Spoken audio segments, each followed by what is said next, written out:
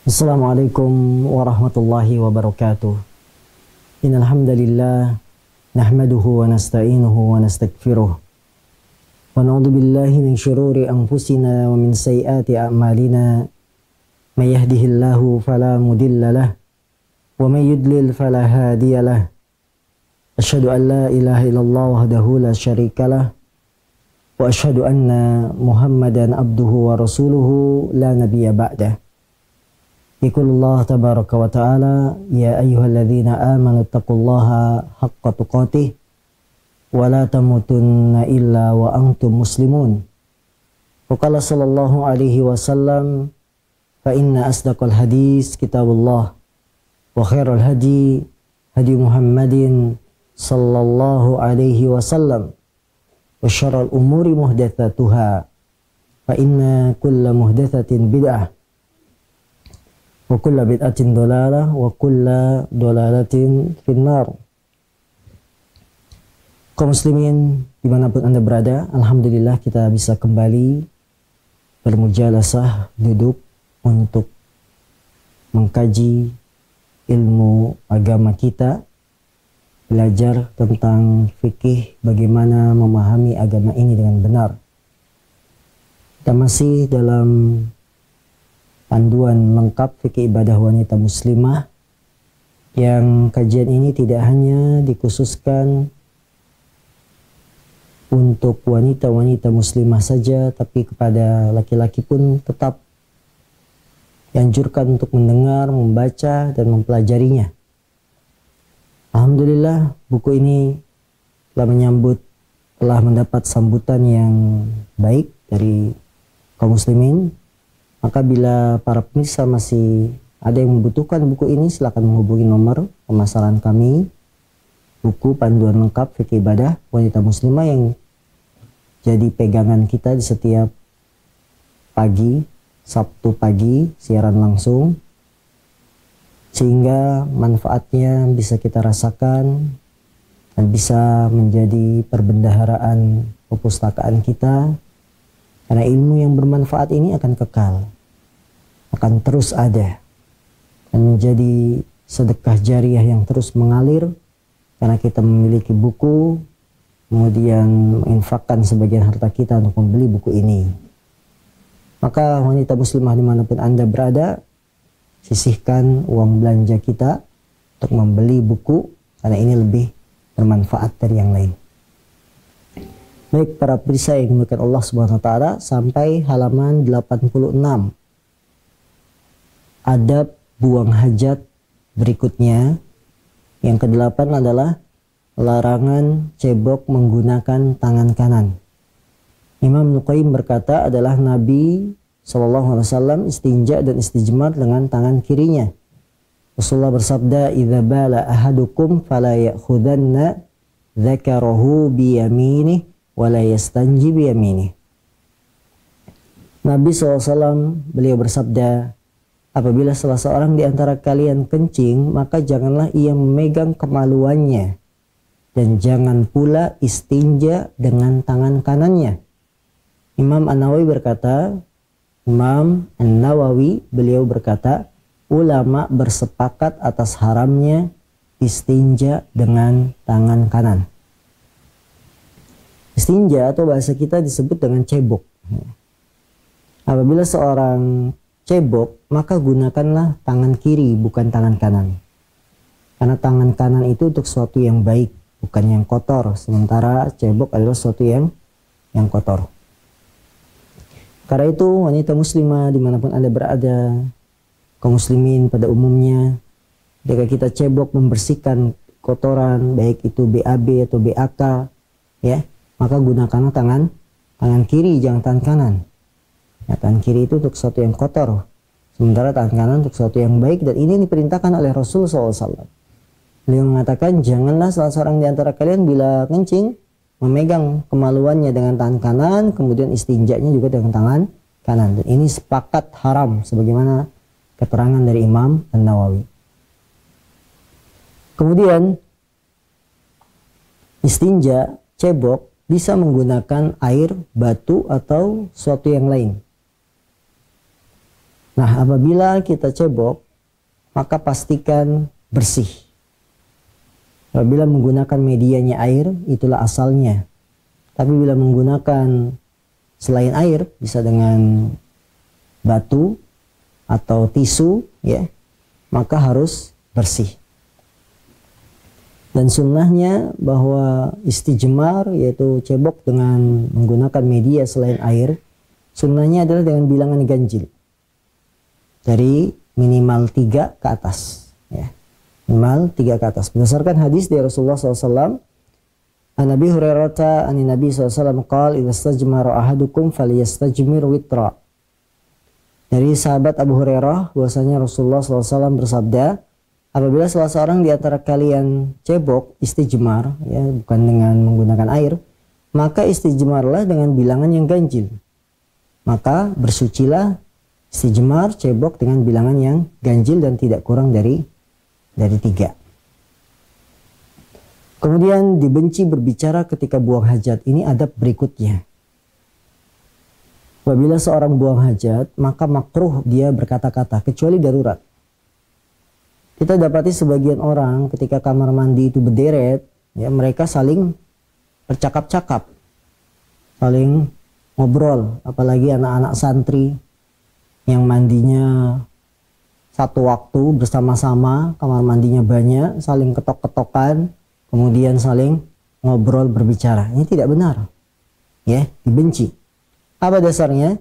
An Abdullah bin Umar, dia berkata, anna rajulan marra wa Rasulullah yabul fasallam falam yarudda alaih. Ada seorang laki-laki memberi salam kepada Rasulullah tatkala beliau kencing, maka beliau pun tidak menjawabnya. Hadis dikeluarkan oleh Imam Muslim. Hadis ini sangat jelas sekali. Bagaimana ketika ada seorang mengucapkan salam kepada Nabi padahal Nabi sedang buang hajat, Nabi tidak menjawab salamnya. Itu salam. Yang hukum menjawab salam apa? Wajib. Tapi Rasulullah SAW tidak membalas salamnya karena beliau sedang buang hajat.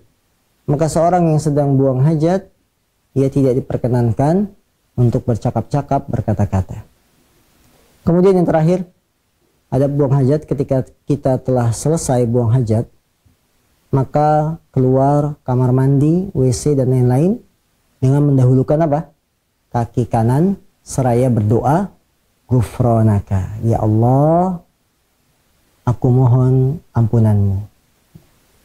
Mungkin saat di kamar mandi kita melakukan kekurangan, ya, tidak menutup aurat, atau kita melakukan perbuatan dosa, maka ketika keluar, mohonlah ampunan pada Allah SWT, Ghufranaka, ya Allah, aku mohon ampunanmu. Atau kita tidak berzikir, tidak ingat Allah ketika masuk kamar mandi, tidak baca doa, maka ketika keluar kamar mandi, dahulukan kaki kanan, kemudian berdoalah, Ghufranaka. Baik wanita muslimah dimanapun Anda berada, kita masuk pada pembahasan yang ke-6. Bab ke-6, bab seputar bejana dan perkakas rumah tangga. Ketahuilah kaum muslimin yang dimiliki Allah SWT, dalam kehidupan ini kita tidak lepas dari kebutuhan perkakas rumah tangga, bejana, wadah, atau tempat apapun. Karena kita butuh, ya, untuk mandi, kita butuh untuk minum, kita butuh untuk makan, dan lain-lain. Setelah penulis menyelesaikan pembahasan tentang toharoh, maka penulis mengikuti pembahasannya dengan perkara bejana dan perkakas rumah tangga. Karena toharoh itu butuh tempat, air, ya, kita butuh bak, butuh ember. Kemudian ketika makan minum kita pun butuh wadah, tempat. Maka Islam tidak melupakan pembahasan tentang ini. Bahwa Islam pun memperhatikan sampai masalah perkakas rumah tangga. Mungkin sebagian agama lain tidak membahas, tapi Islam membahasnya. Apa dan bagaimana pembahasan bejana perkakas rumah tangga dalam Islam? Yang pertama, hukum asal bejana dan perkakas rumah tangga. Kita bahas dulu hukum asalnya. Asal hukum bejana, perabot, alat-alat rumah tangga, atau perkakas apapun adalah boleh. boleh digunakan dan dimanfaatkan untuk kebutuhan sehari-hari. Manusia tidak bisa lepas dari kebutuhan ini. Jadi asal hukumnya perabot, alat-alat rumah tangga, ya baik itu sutil atau apa ya, atau perkara apapun, hukum asalnya boleh. Boleh dipakai, boleh dimanfaatkan dalam kehidupan kita sehari-hari. Kita punya baskom, wadah untuk menaruh buah, kue, boleh dipakai. Dan manusia tidak lepas dari kebutuhan ini. Pasti mereka butuh perkakas, baik yang kecil maupun yang besar, baik yang bagus atau yang sederhana. Nah, hukumnya adalah halal dan boleh kita pakai. Syekh Muhammad bin Shalih Al-Utsaimin beliau mengatakan kesimpulannya, asal hukum dalam segala sesuatu, benda-benda, sesuatu yang bisa dimanfaatkan atau amal perbuatan dan selainnya, asal hukumnya adalah halal, tidak ada dosa. Jadi asal hukumnya kita pakai perabot rumah tangga boleh. Tapi ingat tidak berlebihan. Ya, kita memiliki perabot rumah tangga nggak ada masalah. Yang menjadi masalah apabila berlebihan. Ya, misalkan sebagian orang ada yang mengoleksi satu merek tertentu dari merek perabot rumah tangga sampai lemarinya penuh. Padahal tidak dibutuhkan. Setiap keluar produk baru dari merek ini dia beli. Ya, nah ini tidak. Jadi seorang muslim bersikap apa? Sederhana dalam bejana dan perkakas rumah tangga mereka. Setelah kita memahami bahwa hukum asal bejana, perkakas rumah tangga, perabotan adalah boleh, sekarang kita bahas bagaimana kalau perkakas rumah tangga itu terbuat dari emas dan perak. Bejana yang terbuat dari emas dan perak. Hendaklah wanita muslimah mengetahui bahwa bejana yang terbuat dari emas dan perak tidak boleh digunakan untuk makan dan minum. Karena Rasulullah SAW bersabda, "La tashrabu fi aniyati adh-dhahabi wal fiddah, wa la ta'kulu fi sihafiha, fa innaha lahum fid dunya wa lana fil akhirah." Janganlah kalian minum dengan menggunakan bejana-bejana yang terbuat dari emas dan perak, dan jangan pula kalian makan dengan menggunakan piring-piring yang terbuat darinya, karena sesungguhnya itu untuk mereka orang-orang kafir di dunia dan untuk kita di akhirat nanti. Untuk bejana, emas dan perak ini ada larangan khusus. Maka seorang wanita muslimah harus paham bahwa bejana yang terbuat dari emas dan perak itu tidak boleh dipakai, haram. Contohnya piring emas, gelas emas, sendok emas, garpu emas, pisau kecil emas. Ya, ini tidak boleh dipakai. Atau punya panci terbuat dari emas, tidak boleh. Kenapa tidak boleh? Karena Rasul melarang bahwa kita tidak boleh minum dari bejana yang terbuat dari emas dan perak. Karena ini dipakai oleh orang kafir di dunia dan nanti kita di akhirat. Ada alasan yang lain bahwa hal ini agar tidak menyakiti hati orang-orang miskin. Yang mereka tentu makan dan minumnya bukan dari wadah tempat yang terbuat dari emas dan perak.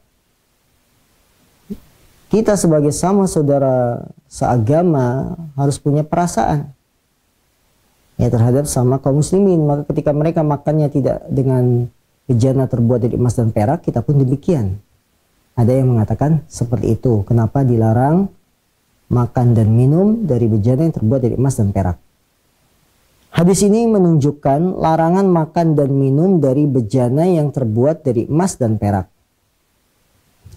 Larangan ini sifatnya pengharaman, sebab pengharamannya adalah karena tasyabbuh, menyerupai dengan orang-orang kafir. Syekhul Islam Ibnu Taimiyah berkata, oleh karena itu para ulama menjadikan memakai sutra, bejana yang terbuat dari emas dan perak sebagai bentuk tasyabbuh kepada orang kafir. Apa itu tasyabbuh? Tasyabbuh itu adalah meniru, mengikuti kebiasaan, langkah-langkah orang kafir. Dan kita sebagai seorang muslim dilarang mengikuti langkah-langkah sebagian orang kafir. Rasulullah SAW beliau bersabda, "Man tashabbaha biqaumin fahuwa minhum." Barang siapa yang tasyabbuh, meniru, menyerupai sebuah kelompok manusia, maka dia termasuk golongannya. Ketahuilah, saudari-saudariku yang dimuliakan Allah SWT, tasyabbuh adalah perkara yang haram dalam agama kita. Dan dia tidak lepas dari 4 keadaan. Keadaan yang pertama, menyerupai, meniru orang-orang kafir dalam perkara akidah. Dan ini hukumnya jelas haram, bahkan bisa membawa pada kekufuran. Contoh, kita meniru keyakinan orang-orang Nasrani yang mengatakan bahwa Tuhan itu ada 3, Trinitas. Tuhan Bapa, Tuhan Anak, dan Ruhul Kudus. Maka kalau kita meyakini bahwa di sana ada sesembahan selain Allah, kita akan keluar dari agama Islam, yang membawa pada kekafiran. Ini akidah, tidak boleh digoyang, tidak boleh kita menyerupai orang-orang kafir. Atau akidahnya orang Yahudi yang mengatakan Uzair ibnullah, wa qalatil yahudu Uzair ibnullah. Orang Yahudi mengatakan Uzair itu anaknya Allah. Kalau ada seorang muslim meyakini akidah ini, maka dia telah keluar dari agama Islam. Jadi tasyabuh dalam perkara akidah tidak boleh sama sekali. Yang kedua, tasyabuh dalam perkara ibadah. Dalam perkara apa? Perkara ibadah. Ibadah-ibadah orang kafir kita ikuti, menyembah berhala, menyembah matahari, menyembah api seperti orang Majusi, tidak boleh. Jadi yang bersifat ibadah tidak boleh sama sekali, apapun alasannya, walaupun tidak ada niatnya. Dilarang. Karena ibadah setiap umat berbeda. Allah telah menjadikan ibadah bagi umat agama Islam ibadah tersendiri. Yang kita tidak boleh mengikuti bentuk-bentuk ibadah orang kafir. Maka dilarang penyembahan kepada api. Dalam Islam tidak boleh. Dilarang beribadah dengan memukul lonceng atau hanya tepuk-tepuk tangan saja. Yang Allah mengatakan, وَمَا كَانَتْ إِبَادَتُهُمْ إِلَّا مُكَاءً وَتَصْدِيَةً. Dan tidaklah ibadah-ibadah mereka orang-orang Nasrani kecuali hanya tepukan tangan dan siulan saja. Maka tasyabbuh meniru orang kafir dalam ibadah tidak boleh. Kemudian keadaan ketiga, tasyabbuh dalam hal perayaan mereka. Perayaan yang menjadi kekhususan orang-orang kafir. Perayaan Natal, perayaan Imlek, kita ikut-ikutan. Atau bahkan mengucapkan selamat. Ini tidak boleh, tasyabbuh, diharamkan oleh Islam. Karena ini berhubungan dengan hari raya. Bukan berarti kita tidak toleransi, tidak. Justru kita umat yang paling toleransi.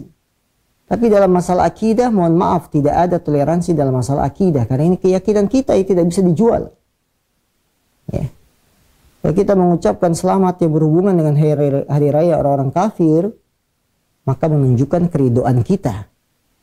Menunjukkan bahwa agama kamu itu benar. Ini perkaranya bukan sekedar basa-basi mengucapkan kalimat selamat berhubungan dengan hari raya mereka. Tidak. Tidak sederhana itu. Dengan mengucapkan kalimat selamat, selamat agama Anda benar, selamat acara Anda benar, ya, selamat keyakinan Anda benar. Ini bahaya bagi seorang muslim. Tidak bisa. Maka tidak boleh kita mengucapkan kalimat selamat kepada orang-orang kafir yang berhubungan dengan hari raya mereka. Walaupun ya sebagian orang ada yang membolehkan ya, dengan alasan yang macam-macam, ini tidak benar. Pahami dulu agama ini. Jangan sembarangan berkomentar. Dan yang keempat, tasyabbuh dalam hal adat istiadat. Adat istiadat terbagi dua. Jika adat istiadat itu adalah kebiasaan orang kafir khusus, maka kita tidak boleh meniru, menyerupainya. Tapi kalau adat istiadat itu sudah menyebar, tidak ada masalah. Maka ucapan seorang yang mengatakan, ya, baju koko itu adalah baju Cina, tidak boleh dipakai, tasyabbuh, salah. Ini nggak paham, ini jahil ini. Jahil terhadap agama. Tasyabbuh itu yang menjadi kekhususan orang kafir dan belum menyebar di kalangan kaum muslimin. Itu tasyabbuh. Kalau sudah menyebar, bukan lagi tasyabbuh namanya. Ya, bukan lagi tasyabbuh. Yang menjadi kekhususan itu tidak boleh. Rasulullah SAW ketika dihadapkan baju mu'asfar yang berwarna kekuning-kuningan, apa kata Rasulullah? La talbasha fa innaha min siyabil kuffar. Jangan kamu pakai baju ini.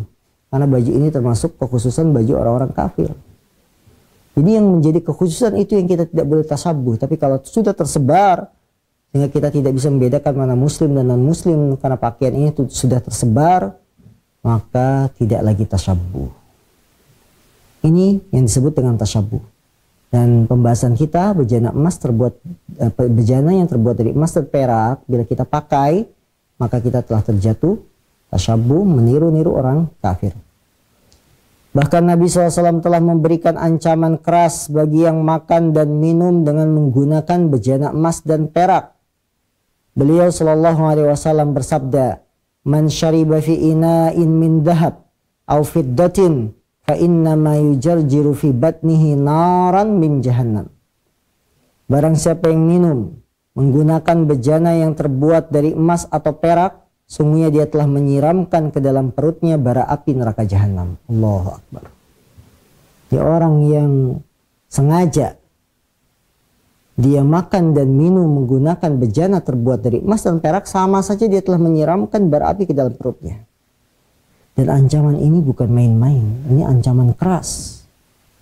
Maka saudara-saudaraku, apabila Anda masih punya piring emas, gelas emas, ya, sendok emas, tinggalkan.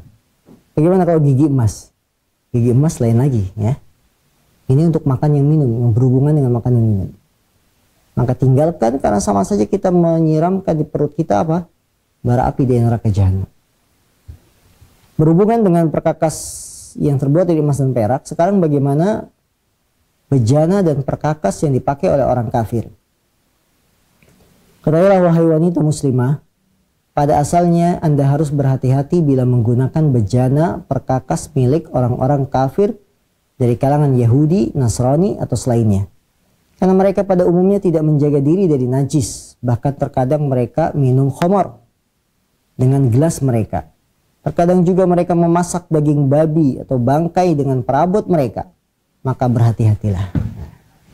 Ya, orang-orang kafir, karena mereka jarang menjaga kebersihan dari najis, ya, orang-orang Yahudi dan Nasrani, maka mereka memasak daging babi dengan perkakas mereka, panci mereka, atau minum-minuman keras dengan gelas mereka, piring mereka. Maka kita harus berhati-hati dalam hal ini. Dari Abu Sa'labah Al-Hushani, dia berkata, "Ya Nabi Allah, inna bi ardi qaumin min ahlil kitab, afa na'kulu fi aniyatihim?"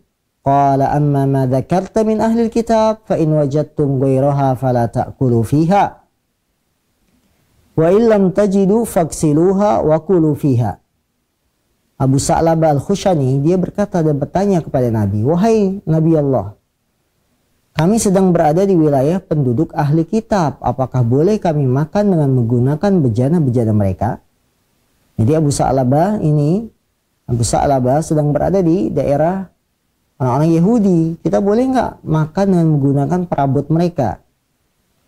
Nabi SAW menjawab, "Adapun yang kamu sebutkan tentang bejana ahli kitab, jika kamu menjumpai bejana yang lain yang bukan milik ahli kitab, maka janganlah menggunakan bejana mereka." Ini Nabi memberikan pilihan pertama, kalau tidak ada bejana lain, ya. Kalau ada bejana lain, pakai bejana lain, perkakas perabot yang bukan milik orang-orang ahli kitab. Itu kalau ada tempat wadah perkakas yang lain. Tapi kalau tidak ada bagaimana? Yang ada hanya bejana orang-orang kafir, Yahudi. Jika kamu menjumpai bejana lain yang bukan milik ahli kitab, maka janganlah kalian menggunakan bejana mereka. Akan tetapi jika tidak dijumpai yang lainnya, maka cucilah terlebih dahulu, baru kemudian makanlah dengan menggunakan bejana tersebut. Ya. Jadi kalau tidak ada yang lain, baru boleh kita pakai perkakas perabot rumah tangga orang-orang kafir, Yahudi atau Nasrani. Itu kalau tidak ada bejana yang lain. Kalau masih ada wadah tempat yang lain, ya, selain milik ahli kitab, maka kita ambil yang lain. Hadis ini menjelaskan kepada kita bolehnya memakai bejana ahli kitab jika terpenuhi dua syarat. Jadi kita boleh pakai minjem perkakas rumah tangga, wadah makan minum milik orang kafir, dengan dua syarat. Satu, tidak dijumpai bejana selain milik ahli kitab. Kita nggak punya tetangga muslim yang ada kafir semua, ya, tidak dijumpai bejana selain milik ahli kitab, maka boleh, tapi dengan tetap berhati-hati. Yang kedua, dicuci terlebih dahulu. Nah, kalau nggak ada, yang ada cuma perkakas rumah tangga milik ahli kitab, yang ada hanya dia, kalau kita mau pakai, cuci dulu. Agar yakin bahwa bejana tersebut benar-benar bersih dari najis. Karena orang kafir umumnya minum khamar dan memasak daging babi. Ini dikuatkan oleh riwayat lain dalam hadis yang berbunyi, Inna nujawiru ahlal kitab, wahum yatbakhuna fi kudurihim al-hinzira, wa yashrabuna fi aniyatihimil khamra. Kami hidup berdampingan dengan ahli kitab, mereka memasak daging babi di kuali-kuali mereka dan mereka minum khamar di bejana-bejana mereka. Sehingga bolehnya memakai bejana perkakas milik ahli kitab disyaratkan 2 syarat. Satu apa? Tidak dijumpai bejana selain milik mereka. Syarat kedua apa? Ketika kita akan pakai, cuci terlebih dahulu. Karena orang kafir, mereka biasa memasak daging babi di kuali-kuali mereka, panci-panci mereka, atau minuman keras di bejana mereka, gelas mereka ya. Kita sebagai hati-hati, cuci. Bagaimana para sahabat mengatakan, kita berdampingan hidup dengan orang Yahudi Nasrani, boleh nggak kita pakai bejana mereka? Yang mereka memasak babi di kuali-kuali mereka, minuman keras di gelas-gelas mereka. Maka Rasulullah menganjurkan cuci terlebih dahulu. Ya, cuci terlebih dahulu. Baik, ukhti muslimah yang dimuliakan Allah SWT, tidak terasa kita sudah menyelesaikan beberapa bab, termasuk bab bejana emas dan perak. Sekarang kita akan masuk bab wudu, dan insya Allah ini di pekan yang akan datang, bab tentang wudu. Baik, para pemirsa yang memiliki pertanyaan dan ingin berinteraksi kepada kami melalui layanan telepon atau SMS, silakan menghubungi nomor yang sudah ada di layar TV Anda. Allah a'lam.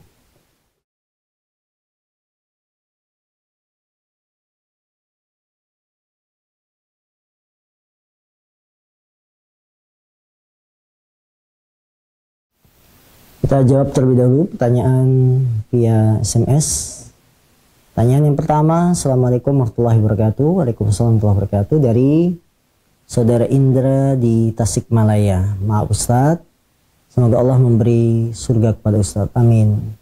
Dan selalu ikhlas dan istiqamah. Amin. Ya Rabbal Alamin. Allahumma stajib ya Allah. Apa kiat-kiat hijrah? Jazakumullah khairan. Assalamualaikum warahmatullahi wabarakatuh. Kiat-kiat hijrah. Yang pertama, ikhlaskan niat.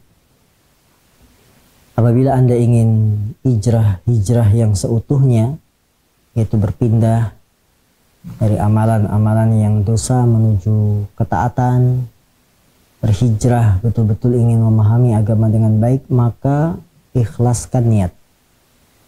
Dengan niat yang ikhlas, semuanya akan terasa mudah. Walaupun tantangan itu pasti ada, walaupun ujian itu pasti ada. Ujian dari istri kita misalkan, kita ingin belajar agama tapi dihalang-halangi oleh istri, itu pasti ada. Ujian dari orang tua kita sendiri, ya. Maka harus ada keikhlasan, tidak ada paksaan dengan hijrah ini. Memang betul-betul panggilan hati, panggilan dari Allah SWT. Sehingga tidak ada satu saat kembali pada masa-masa kelam yang sudah kita jalani. Maka orang yang hijrah karena terpaksa, karena dibuat syarat, misalkan kamu kalau mau diterima kerja, kamu harus hijrah. Ini yang terpaksa ini, yang berat. Bisa jadi dia akan kembali pada masa lalunya ketika tidak ada keikhlasan dalam hijrahnya. Yang kedua, setelah kita ikhlas, mohonlah kepada Allah agar istiqomah dalam hijrah. Karena hijrah itu tidak akan bermanfaat kalau kita tidak istiqomah. Kalau kita akan kembali pada masa-masa lalu lagi. Istiqomahlah dalam agama ini. Walaupun itu berat. Walaupun tantangannya datang dari keluarga sendiri, dari tetangga, ya. Maka istiqomahlah dalam hijrah ini. Jangan pedulikan ucapan orang. Karena yang kita pedulikan adalah ucapan hati kita. Rasulullah SAW beliau bersabda, Istafti qalbak. Mintalah fatwa kepada hatimu. Jadi jangan dengarkan apa kata orang. Istiqomah sudah. Kemudian yang ketiga, cari teman-teman yang baik yang bisa menjaga hijrah ini. Teman-teman yang bisa mendorong kita menjalankan ketaatan, teman-teman yang mengingatkan kita kepada Allah dan Rasul, semakin takut kepada Allah dan Rasul. bukan teman-teman yang mengajak pada dosa. Ya, maka ini sangat penting mencari teman baik itu. Teman yang akan mengajak pada masa kelam lagi, ya ini teman-teman buruk, teman-teman jelek. Maka kita harus bergaul dengan teman-teman yang baik. Kemudian yang terakhir adalah berdoa kepada Allah SWT agar betul-betul hijrah kita itu hijrah yang seutuhnya, yang sebenarnya, sampai kematian menjemput kita. Allahu a'lam. Kemudian pertanyaan berikutnya. Assalamualaikum Ustaz. Waalaikumsalam warahmatullahi wabarakatuh. Bagaimana sholat subuh di tempat saya selalu lebih cepat 10 menit dari waktu yang ada? Apakah kita harus mengulang sholat di rumah? Apabila Anda yakin, ya, dari saudara Hari di Jambi pertanyaan ini, kalau memang waktu sholat subuh di tempat Anda lebih cepat 10 menit, adzannya yang lebih cepat 10 menit, maka Anda cari masjid yang lain yang sudah adzannya masuk waktu sholat. Ini tidak boleh kita ketika tahu masjid ini lebih cepat 10 menit dari waktu adzan yang biasa, kemudian Anda sholat di sana, tidak boleh. Cari masjid yang lain, ya, yang waktu adzannya itu sesuai, sudah masuk waktu sholat subuh, kita sholat di situ. Nah, kalau sudah kejadian misalkan kita sholat di satu masjid yang adzannya lebih cepat daripada adzan pada umumnya, ya, lebih cepat dari waktu-waktu sholat yang sudah ditentukan, maka kalau sudah kejadian Anda sholat di situ, wajib Anda ulang lagi sholatnya dari awal. Ya, di mana? Di rumah. Karena tidak sah sholat bila dikerjakan sebelum masuk waktunya.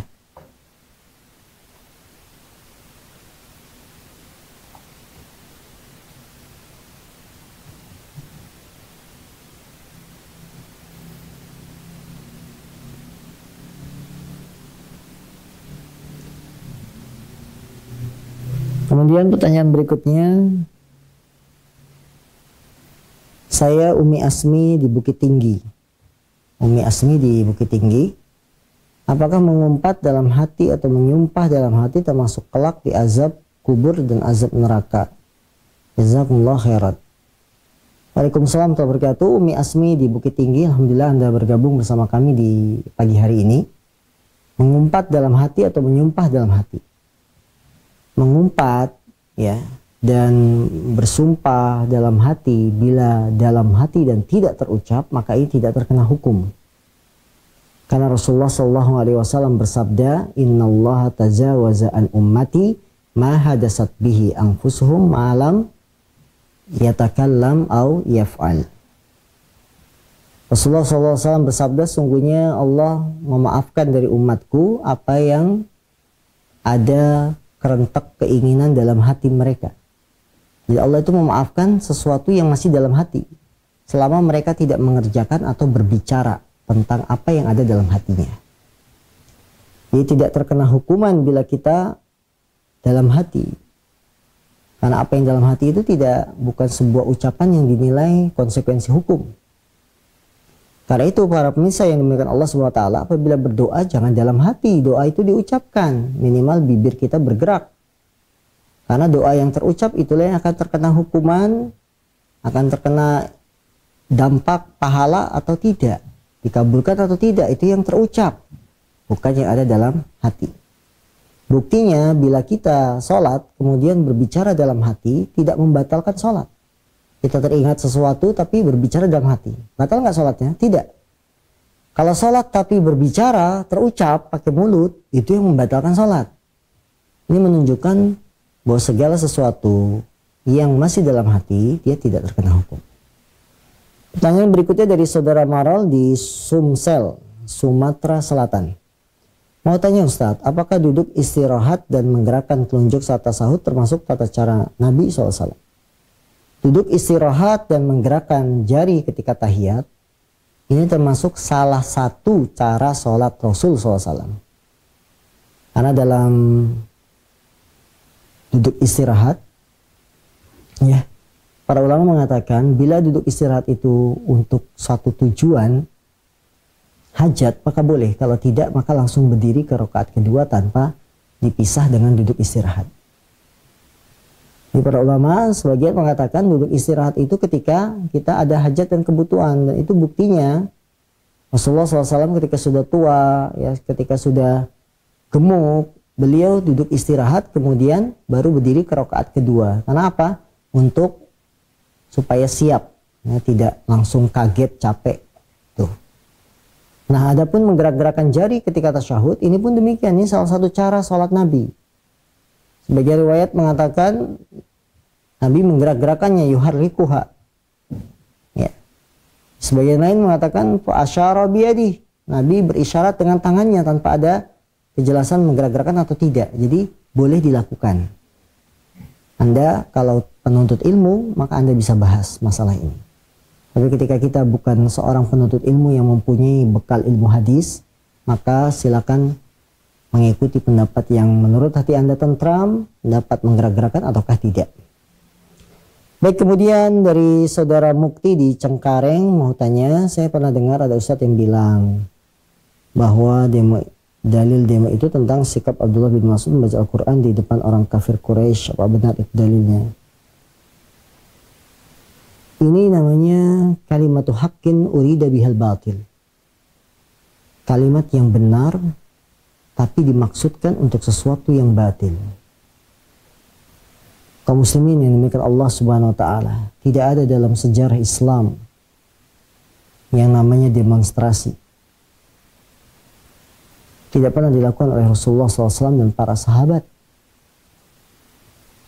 untuk melegalkan keinginan dan kebutuhan seseorang untuk mencapai tujuannya dengan demonstrasi. Ini adalah cara-cara orang kafir, cara-cara barat. Mereka ketika punya hajat, ingin menyampaikan sesuatu, harus pakai cara-cara seperti itu. Maka seorang muslim selalu menjaga agamanya dengan melihat apakah ada keterangan dari Allah dan Rasul. Ya.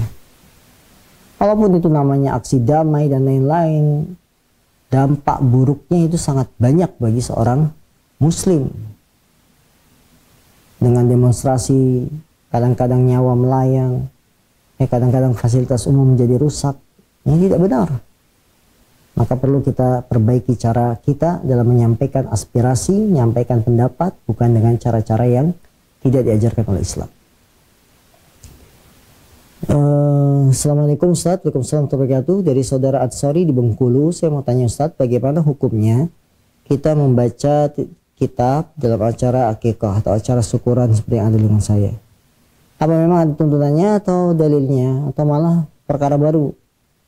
Yang membaca kitab ini tidak dibenarkan dalam acara akikah. Ya. Laksanakan seperti yang dianjurkan oleh Rasulullah SAW, potong kambing, kemudian kambingnya dibagikan makanannya pada tetangga, baik sudah matang atau masih mentah. Dan tidak ada acara-acara yang diseringi dengan pembacaan satu nama kitab tertentu, atau rambutnya bayi diolesi dengan darah, dikelilingi, tidak ada. Ya, ini perkara baru dalam agama. Assalamualaikum Ustaz. Waalaikumsalam warahmatullahi wabarakatuh. Dari saudara Abdullah di Padang, mohon bantuannya Ustaz, buku syarah kitab Tauhid karya siapa yang bisa kita pedomani sebagai awal untuk belajar Tauhid? Syarah kitab Tauhid sudah banyak, ya. Untuk para pemula bisa mengambil penjelasan yang sederhana dari Syekh Abdurrahman bin Hasan, yaitu kitab Fathul Majid, syarah kitab At-Tauhid. Kalau memang Anda penuntut ilmu yang bisa berbahasa Arab. Adapun bila Anda tidak paham tentang bahasa Arab, maka penjelasan kitab Tauhid sudah banyak dijelaskan oleh para ustadz kita. Di antara Ustadzuna Dr. Firanda, beliau punya penjelasan kitab Tauhid, sudah sampai jilid 2. Bisa dimanfaatkan, ini berbahasa Indonesia. Atau yang lainnya dari para asatid yang sudah memberikan catatan seperti mutiara faedah dari kitab Tauhid oleh Ustadz Abu Isa dan lainnya. Allah. Nah, baik, ada penelpon? Tidak ada? Iya.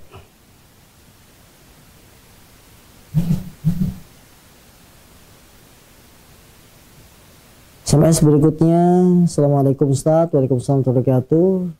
Sabar apakah kita sesabar apakah kita ketika banyak hinaan dari orang yang terdekat, terutama pada saat perekonomian kita sedang menurun. Ketahuilah kaum muslimin demikian Allah, menurunnya ekonomi kita ini bukan tanda kehinaan. Dan sebaiknya meningkatnya ekonomi seseorang bukan tanda kemuliaan. Maka kalau kita dihina, diejek karena sebab ekonomi kita sedang turun, dia salah besar menghina kita. Dia merasa saya lebih hebat, ekonomi saya tinggi sehingga saya mulia, Anda sedang turun, kamu hina. Tidak. Maka bersabarlah dengan ujian ini, karena dengan ujian ini menghapus dosa. Orang yang menghina kita berarti alhamdulillah Anda menghapuskan dosa-dosa saya. Ya. Atau dia menghina kita, sama saja alhamdulillah kita bersyukur Anda memberikan kebaikan kepada kita. Jadi kalau kita dihina, kebaikan dia itu diambil. Jadi ini diperingatkan oleh Rasulullah SAW ketika Nabi mengatakan, atadruna manil muflis. Wahai para sahabat, kamu tahu tidak siapa orang yang rugi itu? Ya, para sahabat memahami orang yang bangkrut, rugi itu adalah man la dinar wala dirham. Orang yang bangkrut, rugi itu adalah orang yang tidak punya dinar, tidak punya dirham, kata Rasulullah. Bukan seperti itu. Orang yang bangkrut, al-muflis, ya, yaitu yang ya'ti yaumal qiyamah bi amali kada wa kada. Dia datang pada hari kiamat dengan membawa amal ini dan itu, tapi waqad syatama kada, waqad syatama hada. Dia banyak bawa amal soleh, tapi dia telah mencela ini, menghina ini, yang pada akhirnya orang yang dicela ia mendapatkan pahala dari orang yang mencela. Orang yang mencela ini diambil apa kebaikannya, diberikan kepada yang dicela. Kalau belum bisa menutupi dosanya mencela orang lain, kebaikannya diambil, belum mencukupi, maka keburukan orang ini yang dicela diambil, diberikan kepada orang yang mencela. Allahu Akbar. Baik, ada apa yang masuk? Halo?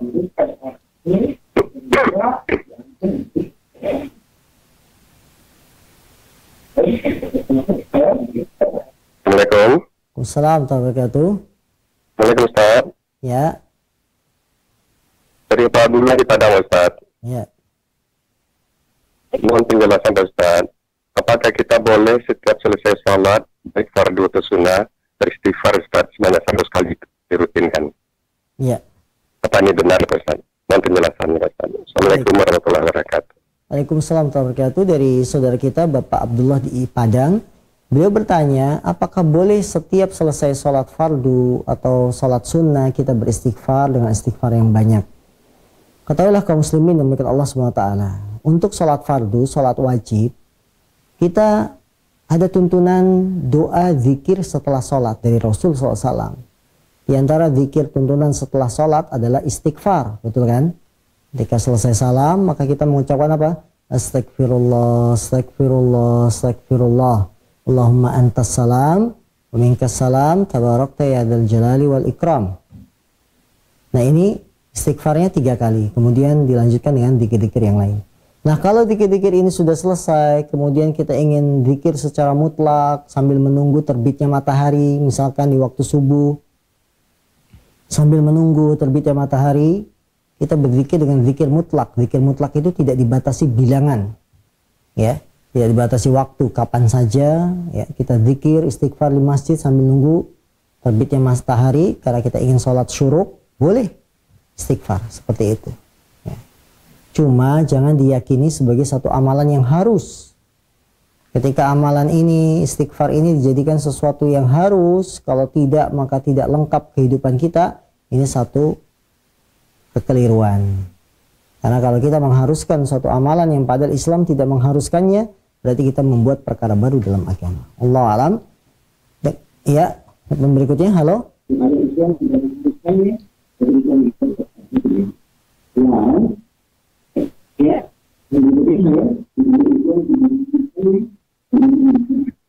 Halo. Ya. Dengan siapa di mana?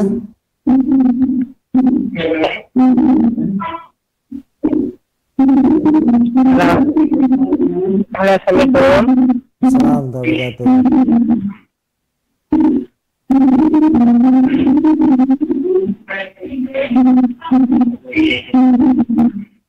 Halo Pak Ustaz. Ya, Halo. ya.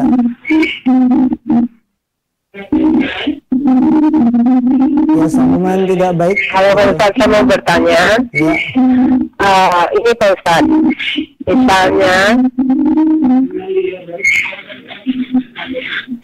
misalnya gini Pak Ustaz. ya, Misalnya kita dalam salat berjamaah, kemudian imamnya sudah membaca Al-Fatihah, ya, dan kita bisa tidak membaca doa iftitah ya, saat imam membaca Al-Fatihah. ya, Kemudian Ustaz ya, pada rakaat kedua kan kita waktu doa iftitah itu untuk rakaat keduanya Pak Ustaz sampai bacaan iftitah yang ayat keberapa kita baru naik ke atas gitu Pak Ustaz. Dan bagaimana tata cara mengangkat jari telunjuknya Pak Ustaz? cukup. Ya Pak Ustaz ya. Itu aja Pak Ustaz. Terima kasih. Assalamualaikum warahmatullahi wabarakatuh. Waalaikumsalam warahmatullahi wabarakatuh. Untuk penanya yang pertama, bolehkah ketika imam membaca Al-Fatihah kita baca istiftah? Allah SWT berfirman, wa idza quri'al Qur'anu fastami'u lahu wa ansitu. Allah SWT berfirman, apabila dibacakan kepada kamu Al-Quran, maka dengarkanlah dan diamlah. Maka bagi para makmum, ketika imam sudah mulai Al-Fatihah, jangan baca. Jangan baca doa iftitah, karena doa iftitah itu hukumnya sunnah. Sementara mendengarkan bacaan Al-Fatihah, mendengarkan bacaan Qur'annya imam, itu wajib. Fastami'u ansitu. Allah mengatakan dengarkan dan diamlah. Ya, kita diam, tidak usah baca iftitah. Ini. Kemudian yang kedua, bagaimana cara menggerakkan jari ketika tasyahud? Cara menggerakkan jari itu adalah bergerak, bukan turun naik, bukan begini. Ini namanya turun naik. Tapi kalimatnya bergerak, yuharlikuha, menggerakkannya. Maka yang namanya menggerakkan, kata Imam Ibnu Qayyim, sedikit saja seperti ini. Ya, ini menggerakkan namanya. Lihat, posisi tetap tegak, lurus, ya, tapi dia bergerak. Nah, ini namanya menggerakkan, bukan begini. Kalau ini namanya turun naik, turun naik, tapi bergerak, lurus, kemudian gerakan. Semakin kuat gerakannya, maka kita akan mengusir setan. Seperti itu cara menggerakkan jari ketika tasyahud. Dengan pertanyaan ini sebagai penutup dari kajian kita di kesempatan pagi hari ini, insya Allah kita sambung di kesempatan yang sama di pekan yang akan datang. Subhanakallahumma wa bihamdika, asyhadu an la ilaha illa anta, astaghfiruka wa atubu ilaik. Walhamdulillahirabbil alamin. Assalamualaikum warahmatullahi wabarakatuh.